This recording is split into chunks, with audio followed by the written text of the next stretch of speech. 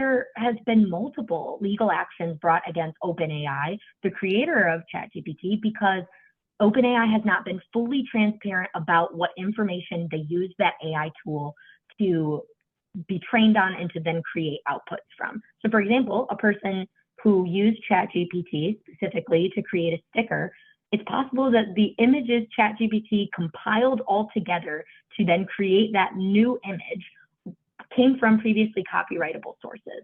So technically, you know, for example, George R.R. Martin's case is really kind of the hot button topic because an end user prompted ChatGPT to write a new version of the last book of Game of Thrones because they didn't like the ending. And it used all of the characters, the world building, the ideas that were original to George R.R. Martin and various other authors. So in that case, it isn't permissible to use someone else's copyright material without their consent to create something new.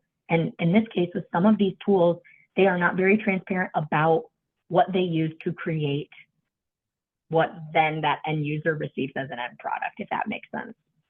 Yeah, and it'll be really interesting to see how this new rule will affect some of those ongoing court cases. I know one that I've been watching is the case that New York Times has brought against OpenAI, the creator of ChatGPT. And Yes. of course, the New York Times alleges that the tech company is exploiting the newspaper's content without permission or payment. And I think there are a lot of cases out there where there's content on the internet that might be behind a paywall, for instance, like the New York Right. Times, and by going to ChatGPT instead of directly to the source, you know, maybe there are questions about getting around that paywall, and so there are Yep. copyright, you know, infringement allegations there.